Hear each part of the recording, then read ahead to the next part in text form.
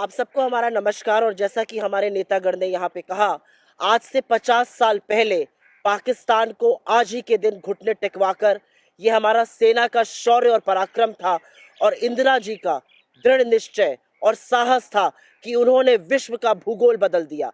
पाकिस्तान के दो टुकड़े किए, इतिहास बदला और बांग्लादेश का जन्म हुआ। और ये उन्होंने व्यक्तिगत कारणों से नहीं किया, उन्होंने मानवाधिकारों का हनन होते हुए देखा बांग्लादेश में।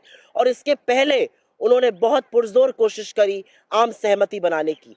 20 दिन 24 अक्टूबर से 12 नवंबर 1971 के बीच में 20 दिनों में उन्होंने 7 देशों की यात्रा करी थी। उन्होंने दूरदर्शिता दिखाते हुए रशिया से फ्रेंडशिप ट्रीटी साइन करी थी, जिसके चलते रशिया ने हमारा सहयोग किया था 1971 के इस युद्ध में। और ये सच है कि मानव अधिकारों का जिस तरह का हनन हो रहा था, उसको हमारे सेना के शौर्य और पराक्रम से और इंदिरा जी के दृढ़ निश्चय और साहस से जीता जा सकता था।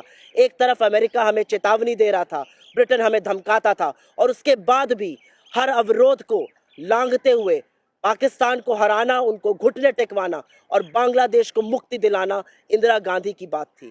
आज बहुत ओछी, सस्ती, गंदी राजनीति करी जा रही है।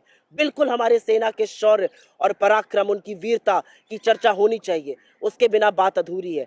लेकिन राजनीतिक नेतृत्व जो उस समय इंदिरा जी ने दिया, उसका जिक्र किए बिना, उसकी बात किए बिना, उनको बिल्कुल भी जरा सा भी श्रेय बिना दिए, ये सस्ती लोकप्रियता दिखाता है, सस्ती ओछी राजनीति दिखाता है मोदी जी की। इतिहास को आप बदल नहीं सकते हैं।